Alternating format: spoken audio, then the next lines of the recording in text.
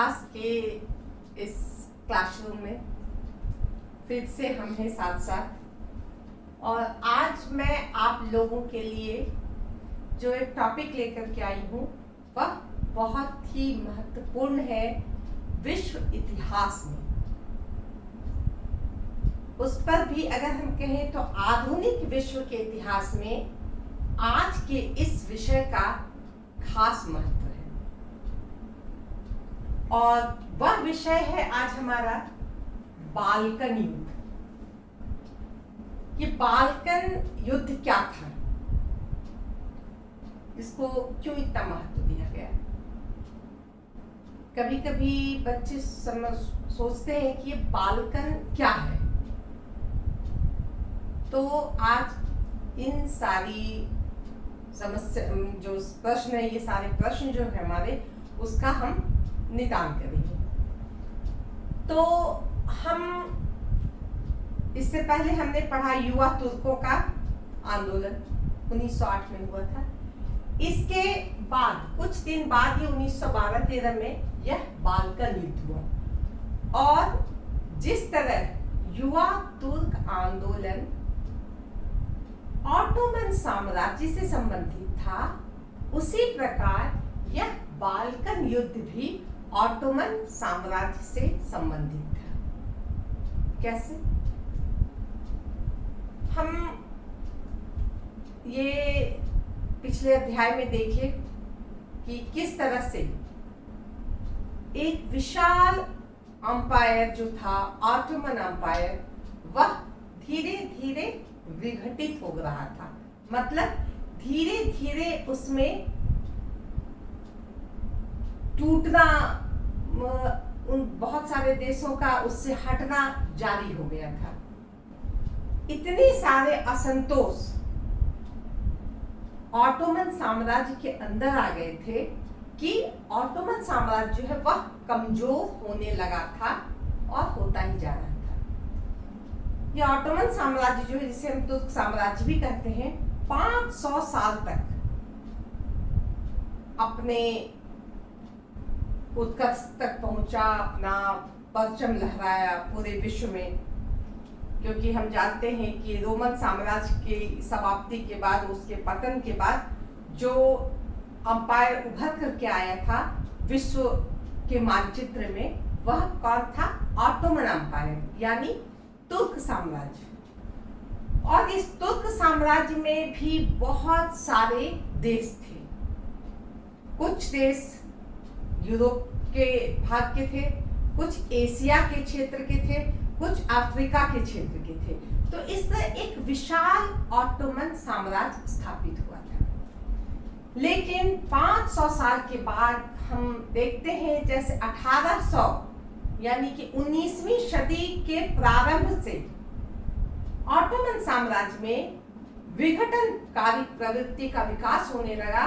वहां के देशों में असंतोष की भावना जगने लगी और आए दिन अलग अलग देशों का विद्रोह होने लगा। क्यों? क्योंकि अब ये जो देश थे वह नहीं चाहते थे कि हम किसी साम्राज्य या ऑटोमन साम्राज्य के अंदर रहें। इनका यह ख्याल था, इनकी यह सोच हो गई थी कि वह उस ऑटोमन अंपायर से अलग होकर अपना स्वतंत्र अस्तित्व कायम करें, अपनी एक अलग पहचान बनाएं। फलतः तुर्की साम्राज्य आए दिन अनेक विद्रोहों का सामना करना पड़ता था। बहुत सारे कारण थे इसके। हमने पिछली बार पढ़ा कि चूंकि ऑटोमन साम्राज्य का जो शासन था वह ढीला ढाला हो गया था, वह निरंकुश हो गया था, वह स्वेच्छाचारी हो गया था। जो राजा थे, जिन्हें सबके प्रति समान भाव, समान न्याय, समान विकास जो होना चाहिए एक राजा का कर्तव्य, वह नहीं था। क्या हो गया था कि ऑटोमन साम्राज्य का जो शासक था वह पक्षपात करने लगा था। तुर्क जो मुस्लिम राज्य थे या मुस्लिम जाति के लोग थे, उनके प्रति जो शासक थे उनका अधिक अनुग्रह था, स्नेह था। उनके लिए वह बहुत सुविधाएं दे रहे थे, बहुत विशेषाधिकार दे रहे थे, जबकि उसी ऑटोमन एम्पायर में गैर मुस्लिम जाति के भी लोग थे, बहुत से धर्म के लोग थे, बहुत सारे ईसाई देश भी थे। इनके साथ वह दोयम दर्जे का व्यवहार करते थे, यानी कि उन्हें वो सेकेंडरी मानते थे। उनके लिए उनके मन में कोई अच्छा ख्याल नहीं हुआ करता था। यही कारण है कि धीरे धीरे इन देशों ने, चाहे वो ईसाई देश हो, चाहे वो अन्य जाति के देश हो, वह ऑटोमन साम्राज्य के खिलाफ होने लगे और दिन प्रतिदिन असंतोष बढ़ता गया और तुर्क साम्राज्य जो है कमजोर होने लगा। हम जानते हैं कि इसीलिए तुर्की को यूरोप का मरीज कहा जाने लगा, a sick man of Europe, Europe का एक बीमार आदमी। कौन? तुर्की, क्योंकि वो बहुत कमजोर हो गया था।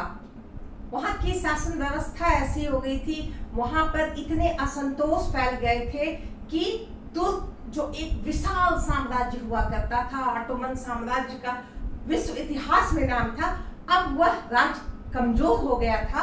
और जब आदमी बीमार हो जाता है ना, कमजोर हो जाता है, तो उसे बहुत तरह की बीमारी होने लगती है। कमजोर होने से कभी इधर दर्द हो जाएगा, कभी सर में दर्द हो जाएगा, कभी पैर में दर्द हो जाएगा। तो कमजोर आदमी का यह पहचान हो जाता है कि उसे 10 तरह की बीमारी लग जाती है। वही हाल यूरोप के साथ भी हुआ।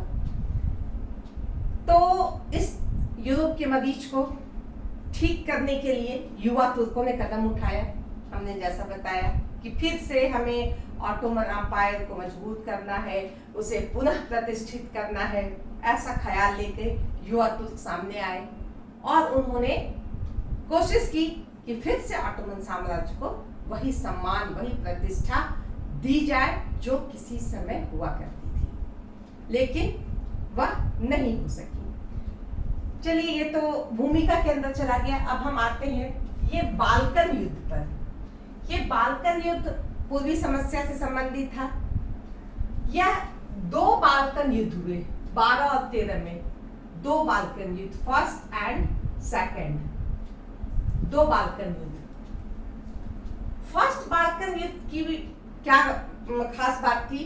इसमें क्या था कि इसमें ऑटोमन साम्राज्य के अंदर जितने ईसाई देश थे वह तुर्क साम्राज्य के खिलाफ युद्ध किए। वह फर्स्ट बाल्कन वार था। और दूसरा बाल्कन वार जो था उसमें क्या था कि जो ईसाई राज्य थे, जो एक बार तुर्की को हरा के उसे किनारे बैठा दिए थे और ये जीत गए थे, अब इन जीते हुए ईसाई देशों के बीच जो युद्ध हुआ वह सेकंड बाल्कन वार था। जैसे कि हम आपको बताते हैं, ये बड़ा सा एक साम्राज्य है, तुर्क साम्राज्य। तुर्क साम्राज्य हम क्या देखते हैं? यूरोप, इस साइड यूरोप है। यूरोप के बहुत सारे देश ईसाई देश है जो तुर्क साम्राज्य के अंदर है। बहुत सारे मुस्लिम देश हैं जो तुर्क शासन के अंदर हैं। तो इस तरह एक बड़ा सा साम्राज्य जिसमें ये ईसाई देश है, इधर ईसाई देश है, इधर ईसाई देश है। तो ये ईसाई देश जब इन्होंने देखा कि तुर्की साम्राज्य की तरफ से, तुर्की शासन की तरफ से इन पर बराबर ध्यान नहीं दिया जा रहा है, इनका ख्याल नहीं रखा जा रहा है, तो इन लोगों ने एक गुट बनाना शुरू किया, एक लीग बनाया कि हम एक हैं, हम ईसाई देश जो हैं हम एक हैं और हम इस तुर्क साम्राज्य के खिलाफ हैं, हम इनसे लड़ेंगे और हम इससे अलग होंगे। तो यह जो फर्स्ट बाल्कन वार था, इसका उद्देश्य यही था कि तुर्की साम्राज्य से अपने आप को अलग करके एक स्वतंत्र राज्य में रहना, या तो वो जाति के नाम पे अलग हो या तो धर्म के नाम पर अलग हो, लेकिन हमें तुर्की साम्राज्य के साथ नहीं रहना है। तो अब हम बात करते हैं कि बाल्कन युद्ध के कारण क्या हुए, ऐसी क्या बात हो गई। ये तो 500 साल से ये राज्य चल रहा था, लेकिन अभी ही इसमें ऐसा ख्याल, ऐसी सोच, ऐसे विचार इसमें क्यों आए। तो इसका कारण था, सबसे पहले हम देखते हैं युवा तुर्कों की नीति। हमने देखा कि युवा तुर्कों ने अपने ऑटोमन साम्राज्य को मजबूत करने की, उसे फिर से पुनः प्रतिष्ठित करने की, उसकी खोई हुई प्रतिष्ठा को दिलाने के लिए आगे आए युवा तुर्क, एक आंदोलन किया। उसके लिए उन्होंने बहुत सारे काम किए। उनकी गृह नीति थी कि कोई किसी तरह का संगठन ना बनाए, जाति के नाम पर, धर्म के नाम पर कोई भी तुर्क साम्राज्य के खिलाफ ना जाए। उसने बृहद ऑटोमन का नारा दिया, उन्होंने बृहद इस्लाम का नारा दिया, उन्होंने बृहद यामी तुरानिज्म का नारा दिया। लेकिन ये जितना भी युवा तुर्कों ने ये जितने भी नारे दिए, वह इन ईसाई राज्यों के हित में नहीं थे। वह सिर्फ और सिर्फ उस मुस्लिम ग्रुप के लिए थे, या उस तुर्क साम्राज्य के हित के लिए थे, ना कि इसके अंदर जो ईसाई देश है उसके हित के लिए थे। इसे इन ईसाई देशों ने देखा, समझा, और स्वाभाविक है उसके प्रति संतोष हुआ कि नहीं नहीं, ये युवा तुर्क हमारे लिए कुछ नहीं करने वाले हैं, ये सिर्फ अपना देखते हैं। ये जागृति उनमें आई, ये सोच उनमें विकसित हुई। फलतः कुछ राज्य, सर्बिया, यूनान, रोमानिया, बुल्गारिया, ये देश जो हैं आपस में, मॉन्टेनिग्रो, ये देश आपस में मिल गए और इन्होंने कहा कि नहीं नहीं, अब हमें युवा तुर्कों के ये नारे हमें बेकार लगते हैं, हमें इनसे कोई मतलब नहीं है, हमें अलग होना है। तो इस तरह से युवा तुर्कों ने भी कुछ अलग किया। उन्होंने आर्मेनिया में बहुत धर्म के नाम पर खून की नदी बहा दी, बहुत हत्याएं की, बहुत उन्होंने आफत वहां बरसाया। अल्बानिया में जो है उनकी जो नीति थी वह भी बहुत ही खराब थी, जिससे लोग भयभीत हो गए और उनके प्रति एक घृणा का भाव आ गया उनके मन में। यूनान को लेकर के भी उन्होंने, उनकी जो नीति थी वह भी जो है इनको पसंद नहीं आई। फलतः ये 4-5 देश तुर्की साम्राज्य के विरोधी हो गए। तो कहने का मतलब है युवा तुर्कों की नीति जो थी कि अपने ऑटोमन साम्राज्य को एक प्रतिष्ठित स्थान दिया जाए, वह असफल हो गई। गैर तुर्कियों में राष्ट्रीयता की भावना, बहुत सारे गैर तुर्क राज्य थे, यहाँ है, यहाँ है, यहाँ है, यहाँ है।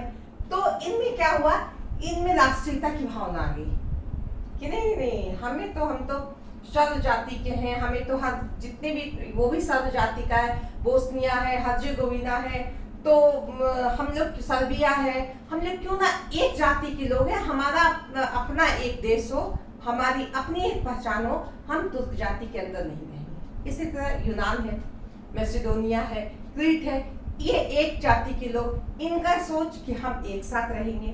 तो ऐसी जो सोच थी, राष्ट्रीयता की भावना लोगों में सर चढ़कर बोलने लगी। इसके अलावा और भी एक कारण था कि फ्रांस की क्रांति के बाद यूरोप के देशों में राष्ट्रीयता की भावना आ गई थी अलग तरीके की। अब वह किसी भी मोनार्की या किसी भी राजतंत्र में के अंदर रहने को तैयार नहीं थे। अब यहाँ की जनता क्या चाहती थी कि हमारा स्वतंत्र राज्य हो, जहां हम हो, हम किसी के अधीन ना रहें, हम लोकतंत्रात्मक सरकार में रहें, हम जहां जनतंत्रात्मक शासन हो वहां हम रहें। तो ये सब जो विचार थे, ये सब जो ख्याल थे, इस सब ने गैर तुर्कियों में राष्ट्रीयता की भावना पैदा की और ये एक होने लगे। ये तुर्की से अलग होकर के एक होने के लिए एक लीग इन्होंने बना दिया। सजातीय और साधार्मिक भावना की, जैसे मैंने बताया, यहाँ रोमन चर्च के लोग थे, यूनानी चर्च के लोग थे। तुर्क साम्राज्य तो मुख्य रूप से मुस्लिम साम्राज्य था, लेकिन इसमें बहुत सारे चर्च के भी लोग थे। अब बहुत सारी जाति के लोग थे, ग्रीक जाति के लोग, सर्व जाति के लोग। तो जैसा कि मैंने बताया कि इनमें आपस में एक प्रेम उभरने लगा कि नहीं हम जाति के नाम पर एक साथ रहेंगे, हम धर्म के नाम पे एक साथ रहेंगे। तो ये भावना भी इतनी बलवती हो गई, इतनी मजबूत हो गई कि इसने बाल्कन क्षेत्र के लोगों को एक कर दिया और प्रथम बाल्कन युद्ध को करने के लिए एक आधार बना। अब हम आते हैं कमजोर तुर्की समाज। तुर्की समाज कमजोर हो गया था। आए दिन इतने विद्रोह, इतने असंतोष, इतने युद्ध के कारण यह बीमार तुर्की बीमार ही होता गया। युवा तुर्कों के समय क्या हुआ? ऑस्ट्रिया ने बोस्निया और हर्जेगोविना को अपने अंडर कर लिया, बुल्गारिया स्वतंत्र हो गया। ये एकदम से नजदीक की बात है। तो इस तरह से लोग माने यूरोप जो है, ये तुर्की समाज जो है कुछ कर ही नहीं पा रहा था कि हम ऑस्ट्रिया से बोस्निया हर्जेगोविना को ले लें या बुल्गारिया को रोक दे। तो ये सब जितनी भी बातें हैं यह तुर्की समाज की कमजोरी को दर्शाती थी। विदेशी हस्तक्षेप, विदेशियों का हस्तक्षेप तो यहाँ बना ही रहा। जैसे ही तुर्की कमजोर होना शुरू हुआ, उस समय से यहाँ विदेशी हस्तक्षेप बहुत अधिक बढ़ गया। कैसे? सबसे पहले हम देखते हैं सर्बिया पर शुरू से ही रसिया अपन हावी रहता था कि तुम्हें विद्रोह करना है, तुम्हें अलग हो जाना है, तुम्हें जाति के नाम पे तुम्हें हमारे साथ होना चाहिए। तो ऐसी ऐसी बातें कहकर एक देश, यूरोप के देश, इन देशों को भड़काते रहते थे, इन्हें अलगाववादी शिक्षा देते रहते थे। इधर ये यूनान, वो जो है यूनान, ग्रीक, मैसेडोनिया, इस पे जो है अलग ही राजनीति छाई रहती थी। ऑस्ट्रिया जो है वह भी जो है चाहता था कि यूनान के उधर हमारा कब्जा हो जाए। तो कुल मिला जुला करके ऐसी स्थिति थी कि ये जो विदेशी हस्तक्षेप थे, इसने इन राज्यों को, इन बाल्कन राज्यों को एक मजबूती प्रदान कर दी। ये बहुत बड़ी बात थी कि ऐसा होने से ये जो बाल्कन देश थे यह मजबूत हो गए। अब हम क्या देखते हैं? 4 राज्य हमने बताया, 4-5 राज्य, सर्बिया, यूनान, बुल्गारिया, मॉन्टेनिग्रो और एक कौन रह गया? यूनान, बुल्गारिया, मॉन्टेनिग्रो, ये 4 देश जो है यह एक साथ हो गए और इन्होंने तुर्की साम्राज्य के खिलाफ युद्ध की घोषणा कर दी। कब? 15 अक्टूबर 1912 को। तुर्की भी कूद पड़ा कि हाँ मैं भी तैयार हूं, और युद्ध हुआ इन बाल्कन क्षेत्र के देशों में और तुर्की में। 1 महीने के अंदर ही तुर्की बुरी तरह से पराजित हो गया, परास्त हो गया। उसे युद्ध रोकने के लिए कहना पड़ा, युद्ध रुक गया। लंदन में एक सम्मेलन बुलाया गया। लंदन में जब सम्मेलन बुलाया गया तो ऐसे समय में बुल्गारिया ने क्या कहा कि हमें एड्रियानोपल का क्षेत्र दे दिया जाए। तुर्की को कहा, तुर्की भड़क गया कि एक तो सब मैं हार ही गया हूं, अब हमारे पास यहाँ जानीना, स्कूटारी और एड्रियानोपल, ये बस थोड़े से क्षेत्र बचे हुए, उसमें भी हम एड्रियानोपल तुम्हें कैसे दे दें? वो भड़क गया। फिर युद्ध शुरू हो गया। युद्ध समाप्त भी नहीं हुआ था कि फिर शुरू हो गया युद्ध। और इस बार जो बचा खुचा था इसके पास, तुर्की के पास, वह भी उसके हाथ से निकल गया। अंततः अब तो संधि के अलावा और कोई चारा नहीं था। संधि हुई, लंदन में एक संधि हुई, जिसमें कितने तारीख, ये जो लंदन की संधि हुई, ये 30 मई 1913 को ये संधि हुई, जिसमें तुर्की तो बेचारा बन गया, उसे तो कुछ भी नहीं मिला, वो बहुत ही बेचारा, उसके हिस्से में बहुत थोड़ा सा कुछ आया। इधर यूनान के हाथों में क्रेट आ गया, उसके पास बहुत सारे बंदरगाह आ गए, अल्बानिया का जो है बहुत सारा जो सीमा विवाद वगैरह वगैरह था, निर्धारण का समस्या, ये सब यूरोप को दे दिया गया। कहने का मतलब ये जो संधि हुई लंदन में, इसमें कुछ क्लियर नहीं हुआ कि किसको क्या मिला क्या नहीं मिला। बहुत ही अजीब टाइप से बंटवारा कर दिया गया। हाँ, आपको ये दिया गया, ठीक है बाद में देख लेंगे, अच्छा ठीक है उसमें हम लोग सब मिल बैठ के बात कर लेंगे। तो ऐसी जो बात हुई, इससे कुछ स्पष्ट नहीं हो सका, और ये देश जो थे, जो तुर्की से लड़ाई किए थे, यह युद्ध तो समाप्त कर दिए लेकिन संतुष्ट नहीं हुए।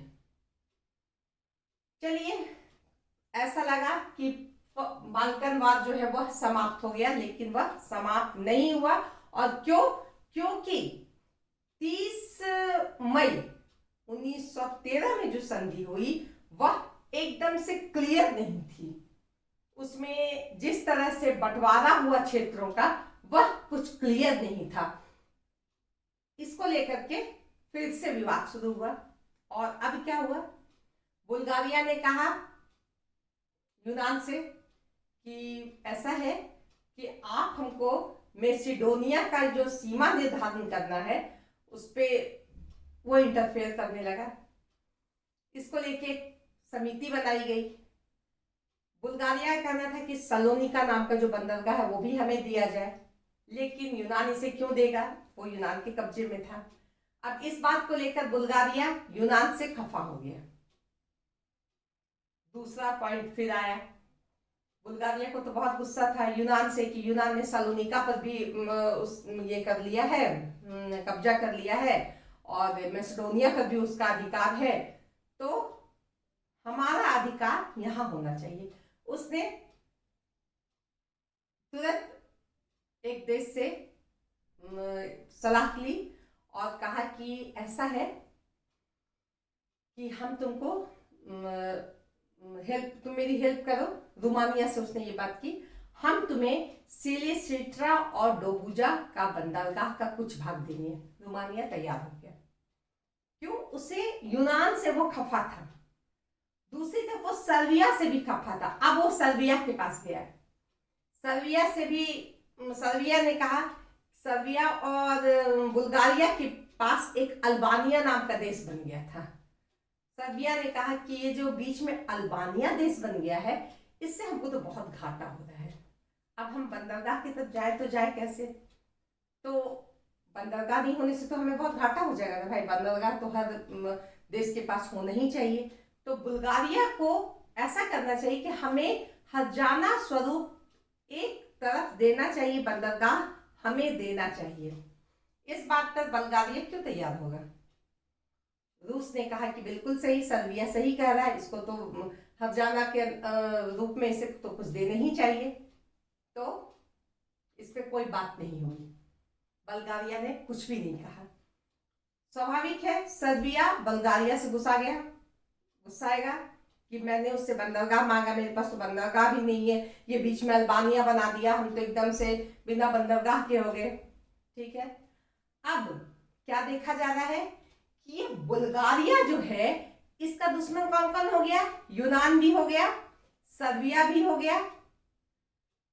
अब बुल्गारिया ने फिर एक नया गाना शुरू किया कि चूंकि ये जो फर्स्ट बाल्कन वार हुआ, इसमें इधर तुर्की राज्य थे और इधर जो है ये बाल्कन राज्य थे, तो इसमें ये जीत गया है ना। तो जीता क्यों? क्योंकि हमने, बुल्गारिया ने बहुत मेहनत की, बुल्गारिया ही सबसे शक्तिशाली तरीके से सामने आया और तुर्की को हराया। इसीलिए बुल्गारिया को अधिक से अधिक क्षेत्र मिलना चाहिए, जबकि हमें अधिक क्षेत्र नहीं मिला। यूनान को मिल गया, रोमानिया को मिल गया, सर्बिया को मिल गया, हमें तो कुछ मिला ही नहीं। यह बुल्गारिया का कहना था। सर्बिया और यूनान ने कहा कि ऐसी बात नहीं है, लड़ाई तो हम सबने मिलकर की है, बराबर शक्ति लगाई है, इसीलिए ऐसा हम नहीं कह सकते हैं कि हमने ज्यादा शक्ति लगाई और तुमने कम शक्ति लगाई, ऐसा हम नहीं कह सकते हैं। परिणाम क्या हुआ? बुल्गारिया को गुस्सा आ गया। उसे पता था कि हम बहुत शक्तिशाली हैं, हम तो किसी को भी बहुत आराम से हरा करके किनारे कर सकते हैं। बुल्गारिया ने सर्बिया पर आक्रमण कर दिया। कब? मात्र 1 महीने बाद, संधि के मात्र 1 महीने बाद, उसमें भी एक दिन कम ही था। 30 मई 1913 को संधि हुई थी। अब 29 जून 1913 को ये बुल्गारिया जो है सर्बिया पर आक्रमण कर दिया। जब यह आक्रमण कर दिया तो इसके साथ, सर्बिया के साथ कौन हो गया? यूनान हो गया, रोमानिया चला गया उसके साथ, और तुर्की जिससे बहुत कुछ लेना था वो भी जबरदस्ती सर्बिया के साथ हो गया। युद्ध हुआ, बहुत जोरदार युद्ध हुआ। युद्ध में कौन पराजित हो गया? आश्चर्य, जो अपने आप को बहुत शक्तिशाली समझ रहा था, जो अपने आप को बहुत तेज समझ रहा था, बुल्गारिया, वह पराजित हो गया। और ऐसी स्थिति हो गई कि तुरंत युद्ध रोकना पड़ा और 10 अगस्त 1913 को बुखारेस्ट की संधि हुई, जिसमें सेकेंड वर्ल्ड वॉर समाप्त हुआ और एक नया शर्त बना कि हाँ भाई, अब देखिए यूरोप में ये जो किसको क्या क्षेत्र मिलना चाहिए, किसने कितना लड़ाई किया और किसने क्या किया है और किसको सही न्याय के अनुसार मिलना चाहिए क्षेत्र, यह क्लियर किया गया। इसमें क्या किया गया? सबसे पहले तो मैसिडोनिया जो एक जगह था उसे 3 भागों में बांट दिया गया।